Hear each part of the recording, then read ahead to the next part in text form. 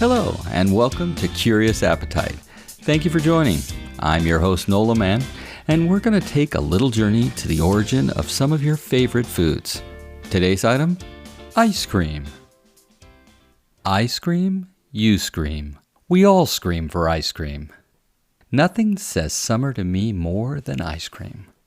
Whether grabbing a cone from a vendor in the park or making your own homemade version to cap off a backyard cookout, ice cream is quite possibly the perfect summer treat. And as you will find out, it is steeped in Americana. But ice cream clearly existed well before the United States was formed. But just how far back does ice cream go? Well, legend has all sorts of fanciful stories about Marco Polo bringing ice cream from China and Catherine de' Medici introducing it to France, and even King Charles I having his own personal ice cream maker. All of these are wonderful stories, but unfortunately there is not one piece of historic evidence to back up any of these. In fact, Marco Polo didn't introduce ice cream or even pasta to Europe.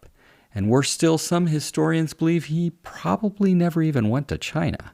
Most of these myths have seemed to have been introduced by the Victorians, and as we continue this journey, you will see that ice cream's history is a very milky one. In fact, ice cream has a much more ancient history. Its earliest form holds very little resemblance to the ice cream we eat today. Biblical passages refer to King Solomon enjoying cooling iced drinks during harvest season. Alexander the Great of ancient Greece loved to indulge in icy drinks flavored with honey or wine. And during Nero's reign of Rome from 54 to 68 BC, ice was harvested from nearby mountains and held in ice houses, which were deep pits covered with straw. And this practice of keeping ice in lieu of refrigeration would be common for centuries to come. Now, the earliest evidence of anything approaching the ice cream being made today was in China in the Tang period. That's between 618 through 907 AD. Buffalo, cows, and goat's milk were heated and allowed to ferment, and this yogurt was then mixed with flour for thickening, camphor, yes, camphor for flavor, and refrigerated before being served. Now, King Tang of Shang had a staff of over 2,000 people, which included 94 icemen. The early methods of freezing food need some explanation. So freezing of foods was achieved by mixing salt with ice. Mixing salt and ice reduces the freezing point, and it's quite easy to achieve temperatures of lower than minus 14 degrees Celsius or around 7 degrees Fahrenheit. Water becomes ice at around 32 degrees. Add salt to it, and you can get that temperature to drop below 10 degrees. So just who discovered the process is really unknown, but it was probably invented by the Chinese. But the first written documentation was in India in around the 4th century. Now, in medieval times, Arabs drank an icy refreshment called sherbet, or sharbat in Arabic. Now, these chilled drinks were often flavored with cherry, pomegranate, or quince. Over time, the drinks became popular with the European aristocracy. Italians are said to have mastered this drink-making technique, with the French following shortly after. Now, the 17th century saw ice drinks being made into frozen desserts with the addition of sugar. Sorbetto was created, or as we commonly know it today as sorbet. Antonio Latini, a man who was working for a Spanish viceroy in Naples, is credited as being the first person to write down a recipe for sorbetto. He is also responsible for creating a milk-based sorbet, which most culinary historians consider the first official ice cream. Around the same time, the French began experimenting with a frozen dessert called fromage. Now, French people would say, well, that means cheese. Well, French confectioner Nicolas Audinger describes several fromage recipes made from ices flavored with fruit, and one early recipe includes cream, sugar, and orange flower water. He also suggests stirring ice cubes during the freezing process to introduce air and create a fluffier texture. Now, despite the dessert's name, fromage was not made from cheese. It's not completely clear why they called it fromage. The word may refer to the cheese molds that were used to freeze the ice cream, or it may simply be a lax French term for any compressed or molded edible substance. Whatever the reason, during the 18th century, frozen fromage became quite popular throughout France. It's impossible to say how exactly ice cream reached America, but it likely arrived with European settlers in the early 1700s.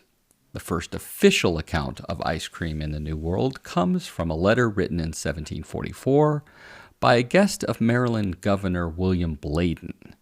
The first advertisement for ice cream in the U.S. appeared in the New York Gazette on May 12, 1777, when confectioner Philip Lindsay announced that ice cream was available, quote, almost every day, unquote. In 1790, the first ice cream parlor opened in New York. During the summer of that same year, our first president, George Washington, is said to have spent $200 to satisfy his craving for the refreshing treat. Inventory records of his Mount Vernon home also indicate that he owned several ice cream pots made from tin and pewter. Thomas Jefferson is said to have kept several ice houses, able to hold up to 62 wagon loads of ice, along with copious amounts of ice cream. Even the Lincolns had a taste for the cold stuff. Before and during his presidency, Abraham Lincoln's wife, Mary Todd, frequently hosted strawberry parties for her friends in both Springfield, Illinois, and Washington to celebrate berry season. Fresh ripe strawberries were served with cake, and you guessed it, ice cream. In 1813, Dolly Madison served a magnificent strawberry ice cream creation at President Madison's second inaugural banquet at the White House. Though its history spans worldwide and over the centuries, ice cream has made itself quite a home in America, becoming one of the most popular desserts in the USA. A staggering 9% of American cows' milk production is dedicated strictly to ice cream. Now, apple pie might be the most traditionally American dessert, but what is served as its most popular sidekick, a la mode? Vanilla ice cream. Until 1800, ice cream remained a rare and exotic dessert enjoyed mostly by the elite. Around 1800, insulated ice houses were invented. Manufacturing ice cream soon became an industry in America, pioneered in 1851 by a Baltimore milk dealer named Jacob Fussell. Like other American industries, ice cream production increased because of technical innovation, including steam power, mechanical refrigeration, the homogenizer, electric power, motors, packing machines, new freezing processes and equipment. And in addition, you had motorized delivery vehicles, dramatically changing the industry.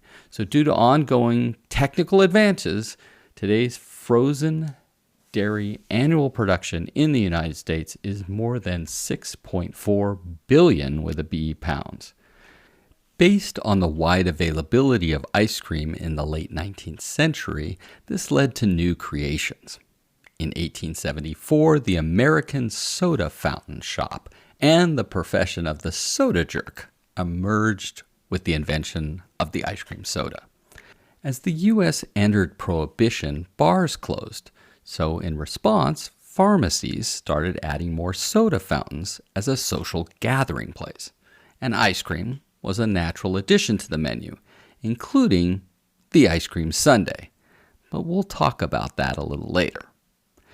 Grocery stores didn't start selling ice cream until the 1930s, and by World War II, ice cream had become so popular that it turned into somewhat of an American symbol, so much that Mussolini banned it in Italy for that reason.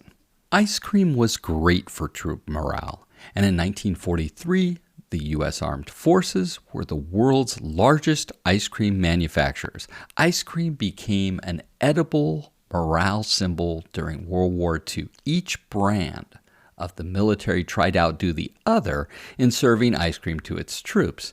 In 1945, the first floating ice cream parlor was built for sailors in the Western Pacific. When the war ended, the dairy product rationing was lifted, and Americans celebrated its victory with ice cream. For the year of 1946, Americans consumed over 20 quarts of ice cream per person. Now, in the 1940s through the 70s, ice cream production was relatively constant in the U.S. As more prepackaged ice cream was sold through supermarkets, traditional ice cream parlors and soda fountains started to disappear. Now, specialty ice cream stores and unique restaurants that feature ice cream dishes had started to surge in popularity. And these stores and restaurants are popular with those who remember the ice cream shops and the soda fountains of days past, as well as the new generations of ice cream fans. So let's talk a little bit about the ice cream cone. The first ice cream cone was produced in 1896 by Italo Marchionni. Marchionni, who immigrated from Italy in the late 1800s, invented his ice cream cone in New York City. He was granted a patent in December of 1903. Some dispute this claim, as his was a mold that created edible bowls, not cones. A similar creation was independently introduced at the 1904 St. Louis World's Fair by Ernest A. Hamwi, a Syrian concessionaire. How many times in these podcasts have we talked about food products being discovered at World's Fairs? Hamwi was selling a crisp, waffle-like pastry, zalabia, in a booth right next to an ice cream vendor. Because of ice cream's popularity, the vendor ran out of dishes. Hamwi saw an easy solution to the ice cream vendor's problem, so he quickly rolls one of his waffle-like wafers in the shape of a cone and gave it to the ice cream vendor. So the cone cools in a few seconds, the vendor put some ice cream in it, the customers were happy, and the cone was on its way to becoming the great American institution that it is today. Now, again, great story, and it may be true, but I found many conflicting dates and people that have claimed to be the first cone. Curiously enough, none of the records from the many court cases that later emerged make any reference to the St. Louis World's Fair, and none of the defendants invented the ice cream cone by rolling up a waffle. It wasn't until more than a decade after the fair that people started making such claims. Almost all the tellings involve an element of drama. Typically, an ice cream vendor runs out of cups, guests start ruining their clothes as they're eating melting ice cream with spoons, and some crafty person jumps in and saves the day with a rolled up waffle. Now, many supposed inventors have been proposed over the years, tons of them. Abe Dumar, David Avayu, and there was even two different sets of brothers, Nick and Albert Kabatz, Charles and Frank Mentions, but the International Dairy Food Association is sticking with Hamwi, and so am I. Well, thank goodness the ice cream cone was invented. You see, in the 19th century, street vendors would scoop their ice cream into one of these little glass cups called a penny lick, as they only cost a penny. Imagine the vendor pushing their ice cream stalls through the streets, hollering penny licks and ringing their bells. Customers would rush out to buy their ice cream, pay a penny for the privilege, and they would lick the scoop of ice cream out of the bowl, no utensils, and then give it back to the vendor, and he would scoop another in the same bowl for the next customer. Well, the era of the penny lick came to an end, however, when it was discovered that sharing the glass dishes was a sure way to spread typhoid or cholera. One of the earliest alternatives to the penny lick was the hokey pokey. Devised by an immigrant street vendor in London in the 1870s, a British journal described the hokey pokey as, quote, a coarse kind of Neapolitan ice made with a blend of 1 part water to 2 parts milk, sweetened and thickened with sugar and cornstarch. The mixture was frozen, pressed into rectangular molds, and then cut into slices and wrapped in white paper to be sold from the vendor's carts. Within a few years, Italian immigrants had brought hokey pokey to the northeastern cities in the U.S., and it spread from there. In 1885, the Cincinnati Enquirer chronicled the appearance of this novel luxury. Just the thing for picnics, the reporter declared. No spoons, nor saucers needed, no washing of dishes. In both England and the U.S., Italian immigrants dominated the urban ice cream trade and innovations within it. By the 1890s, vendors had left behind the hokey pokey's paper wrapper and created, as one observer quoted in a later newspaper article, a half-inch slab of ice cream placed between 2 square pieces of sweetened wafer, an early ice cream sandwich. Remember me telling you about Italo Marchionni? So his story actually begins in 1901 with a gentleman named Antonio Valvona. An Italian citizen living in Manchester, England, filed a patent for a, quote, apparatus for baking biscuit cups for ice cream. The device was designed for baking dough or paste composed of the same materials as are employed in the manufacture of biscuits. For you Americans, that's cookies. And when baked, the said cups or dishes may be filled with ice cream, which could then be sold by the vendors of ice cream in public thoroughfares and other places, end quote. The following year, Valvona teamed up with Frank, not Italo Marchionni, an Italian immigrant in New York, to found the Valvona Marchionni Company, which produced the patented cups and the ice cream sold in them. Valvona operated the firm's factory in the UK, while Marchionni ran the American operations, first on the Lower East Side of Manhattan and then in Brooklyn as the trade grew. By 1904, Marchionni had advanced from pushing just 1 solo cart to operating 2 big wafer factories, another ice cream factory, and a fleet of over 200 carts. But Marchionni's carts had plenty of competition on the streets of Manhattan, including from those of his cousin, Italo Marchionni, who had worked for the Valvona Marchionni Company briefly, but in 1903 had established a rival ice cream firm. So in September of that year, Italo Marchionni files his patent for his molding apparatus used in the manufacture of ice cream cups and the like. Oh, and by the way, even Italo Marchionni's own daughter claimed that he too had invented the ice cream cone at the World's Fair, though that account wasn't even written until 1992. The ice cream sundae. Yes, even more conflicting stories in the world of ice cream.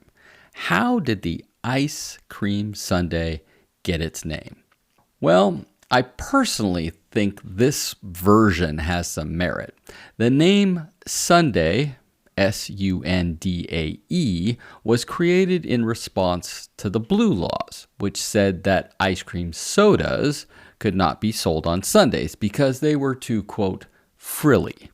For some reason, the righteous very much against what they called sucking soda, especially on the Sabbath, and the clergy started preaching against them. So in response to the religious criticisms for eating sinfully rich ice cream sodas on Sundays, ice cream merchants left out the carbonated water and invented the ice cream sundae, S-U-N-D-A-Y, in the late 1890s. Now, the names eventually changed to sundae, S-U-N-D-A-E, to remove any connection with the Sabbath. But even if this is how it got its name, who invented it first? Now, that truth may never be known.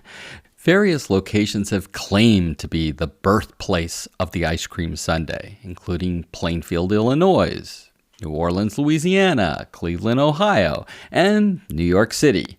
Probably the biggest rivalry is between Two Rivers, Wisconsin, and Ithaca, New York. This dispute dates back from the 1970s, with letters and jabs being thrown between the mayors of the two cities. This is definitely serious business and a matter of pride for these towns. So the two cities have been sparring in good nature with these sundae wars for several decades. Two Rivers' claim is based on the story of patron Edward C. Berners, the owner of Berners Soda Fountain, to drizzle chocolate syrup over an ice cream in 1881. Berners eventually did and wound up selling the treat for a nickel, originally only on Sundays, but later every day. When Berners died in 1939, the Chicago Tribune headlined his obituary, quote, "Man who made first ice cream sundae is dead." Residents of Two Rivers have contested the claims of other cities to the right to claim the title birthplace of the American ice cream sundae. When Ithaca, New York Mayor Carolyn Peterson proclaimed a day to celebrate her city as the birthplace of the sundae, a debate started. New Yorkers contested that Berners would have only been 16 or 17 in 1881, so it is therefore improbable that he would have owned an ice cream shop in that year. They also state that the obituary dates Berners' first sundae to 1899 rather than 1881 that they claim. Now, supporting Ithaca's claim to be the birthplace, researchers at the History Center in Tompkins County, New York, provide an account of how the sundae came to be. According to them, on Sunday, April 3rd, 1892 in Ithaca, John M. Scott, a Unitarian church minister, and Chester Platt, co-owner of Platt & Colt Pharmacy, created the first historically documented sundae. Platt covered dishes of ice cream with cherry syrup and candied cherries on a whim. The men named the dish Cherry Sundae in honor of the day it was created. The oldest known written evidence of a sundae is Platt & Colt's newspaper ad for a cherry sundae placed in the Ithaca Daily Journal on April 5th in 1892. Within a month, the soda fountain also served strawberry sundaes and later chocolate sundaes. Not to be outdone, Plainfield, Illinois, has also claimed to be the home of the very first ice cream sundae. A local belief is that a Plainfield druggist named Mr. Sontag created the dish after the urging of patrons to serve something different. Now, he named it the Sontag after himself. And since Sontag means Sunday in German, the name was translated to Sunday and later to the spelling that we know today, Sundae.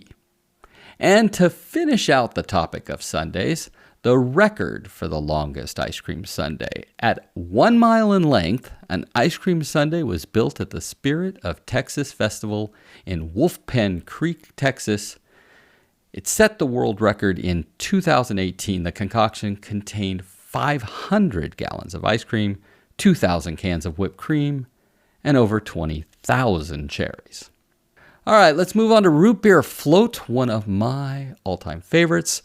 The root beer float, a simultaneously sweet and refreshing dessert beverage made of fizzy root beer and thick vanilla ice cream. People have enjoyed it for decades, but who do we have to thank for that?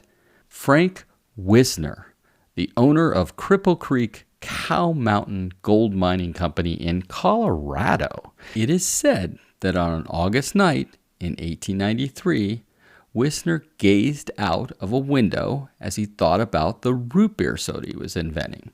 When he noticed the full moon shining over the snow-capped Cow Mountain, he was instantly reminded of a scoop of ice cream. The next day, he dropped scoops of vanilla ice cream into Myers Avenue red root beer.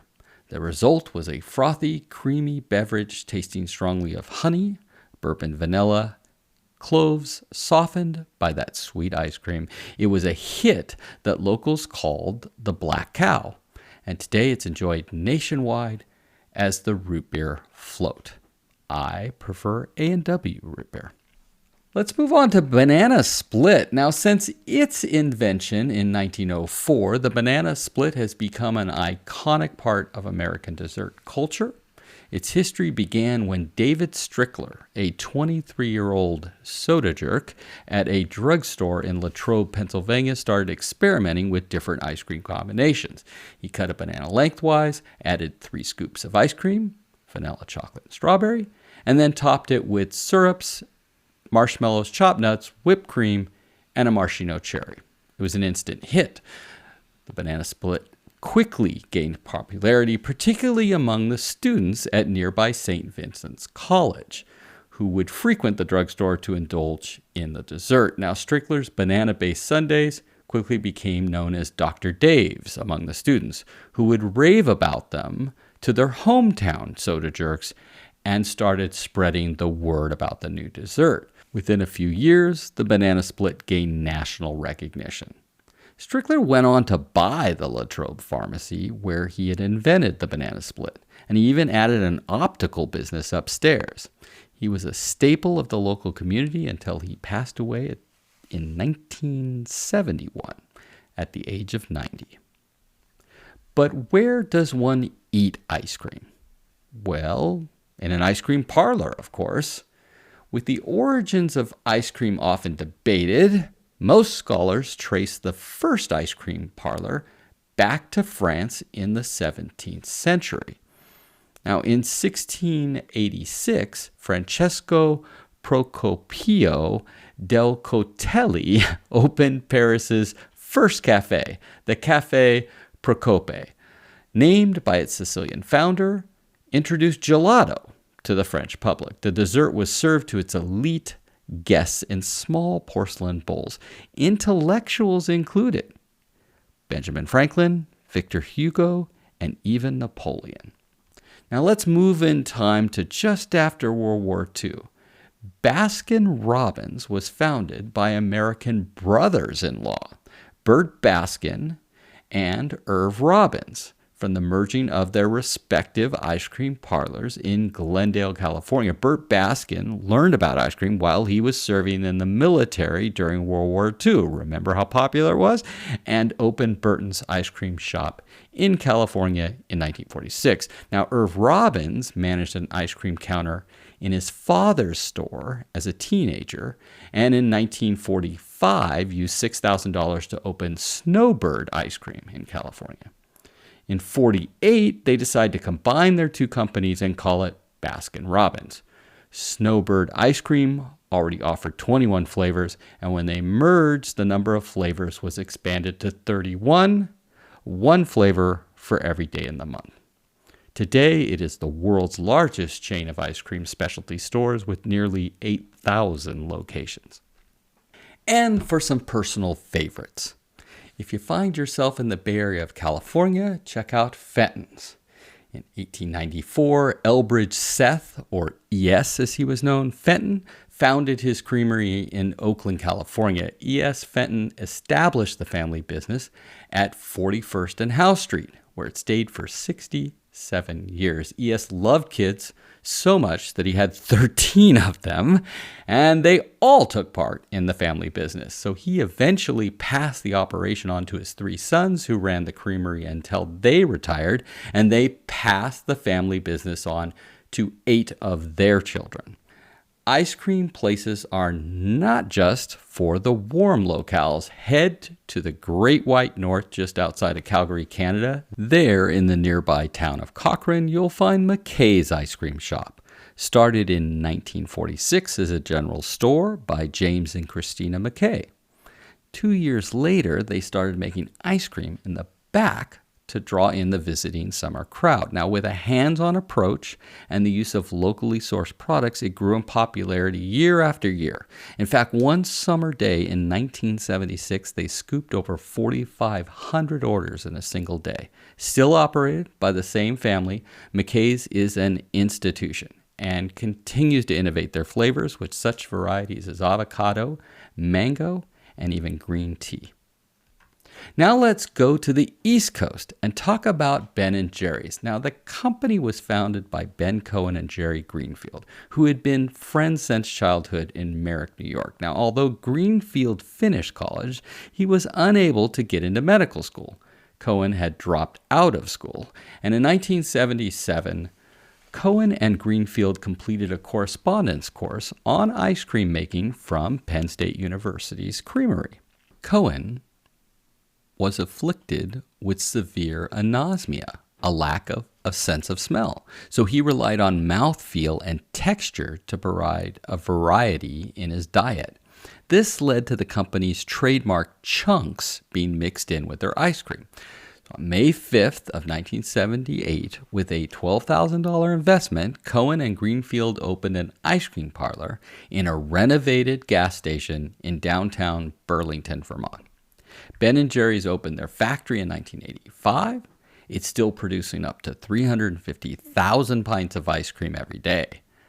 Now, this factory opened to the public in '86 and is still open for tours and informational walkthroughs located in Waterbury, Vermont. It's a very intimate tour that, of course, ends with a formal tasting of their ice cream. Now, if you go, I promise you will forevermore eat Ben & Jerry's with a simple joy and appreciation for what went into creating this wonderful sweet treat. Also, they have the perfect size ice cream dishes in the gift shop. Let's move on to Haagen-Dazs, which sounds very European. It is actually an American ice cream brand established by Reuben and Rose Matos in the Bronx, New York in 1960. Now, they started with only 3 flavors: vanilla, chocolate, and coffee. The company opened its first retail store in Brooklyn, New York on November 15, 1976. Haagen-Dazs' founder, Reuben Matos, was born in Poland in 1912 to Jewish parents. His father died during the First World War, and his widowed mother migrated to New York City with her 2 children in 1921. They joined an uncle who was in the Italian lemon ice business in Brooklyn. By the late 1920s, the family began making its own ice pops, and by 1929, chocolate-covered ice cream bars and sandwiches under the name of Senator Frozen Products on Southern Boulevard in the South Bronx, delivering them with horse-drawn wagons to the neighborhood stores in the Bronx. So if it is an American company, then where did the name come from? According to its founders, it was a tribute to Denmark's exemplary treatment of its Jews during the Second World War. And he even included an outline map of Denmark on its early labels. Now, Matas felt that Denmark was also known for its dairy products and had a positive image in the U.S. His daughter, Doris Hurley, reported in the 1996 PBS documentary that her father sat at the kitchen table for hours saying nonsensical words until he came up with a combination he liked. So the name Haagen-Dazs is meant to sound Danish, but means absolutely nothing. So let's move on to Dreyer's and Eddie's.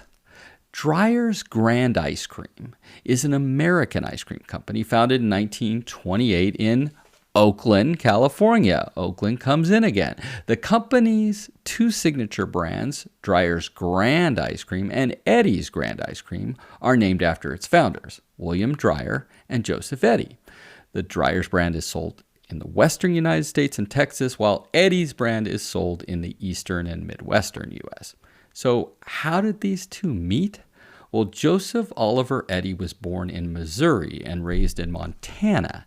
Eddy operated a homemade candy and ice cream parlor in Billings, Montana during the 1910s. And in the 1920s, he and his wife Grace decided to join his brother in California.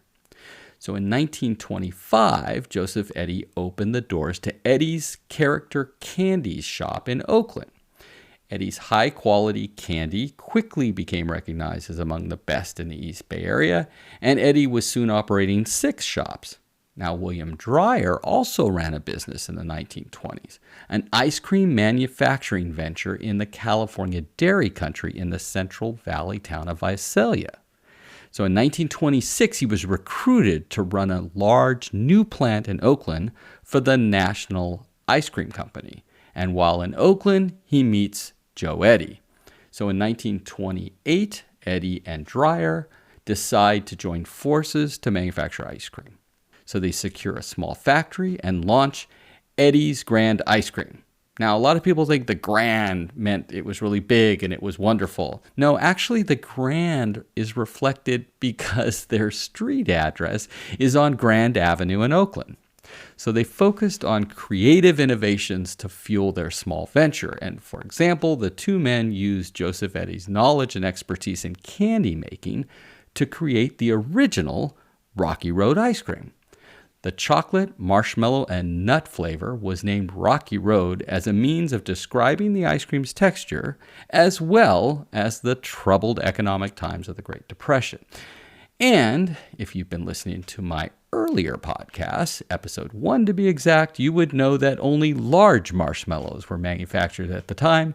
So Eddy used his wife's sewing scissors to cut the marshmallows into bite-sized pieces to make the first batch of Rocky Road. Although we've been focusing in the U.S., it is important to call out our friends across the pond. Now, Froneri is a global ice cream manufacturer with its headquarters in Leaming Bar, North Yorkshire, England. It is the largest producer of ice cream in Europe by volume and the second largest in the world. And their brands include Peter's Ice Cream, Tip Top, Kelly's of Cornwall, Outshine Frozen Fruit Bars, and yes, Dreyer's. But number 1 is Unilever. And as we have seen with many of my podcast topics, consolidation is a natural evolution in the food business. Unilever owns Ben & Jerry's, Good Humor, Popsicle, Breyers, Cornetto, Fudgesicle, Magnum, Talenti, and even Klondike. And before I forget, the invention of the first ice cream machine is credited to Nancy Johnson, an American woman from Philadelphia. In 1843, Johnson patented her hand-cranked ice cream freezer, which revolutionized the process of making ice cream at home. Her machine consisted of a wooden bucket with a metal inner container. The mixture would be poured in the inner container, and a hand cranked the mechanism that would rotate paddles inside, churning and freezing the mixture. Not that different from the ones that exist today. So what country eats the most on a per capita basis? Well, according to one source, it starts out with number 5 is Sweden, number 4, Finland, number 3, Australia, number 2, United States, number 1, that would go to New Zealand at 28.4 pounds per year per person. Now, U.S. ice cream makers churn out 1.38 billion gallons of ice cream a year. And the top 5 flavors in the U.S., number 5, chocolate chip, then strawberry, cookies and cream, chocolate, and of course, number 1, vanilla. I think what's interesting is the regional number 1s. According to one source, West is Rocky Road, and the Northwest is actually mint chip. The Middle America flyover states, that's vanilla's land, and East Coast loves their chocolate.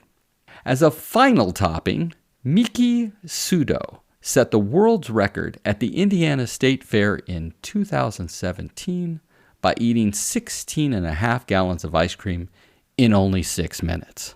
Oh man, just thinking about it gives me a brain freeze. So that's it for this episode of Curious Appetite. I hope you enjoyed it. I'm Nola Man, and until next time, stay hungry.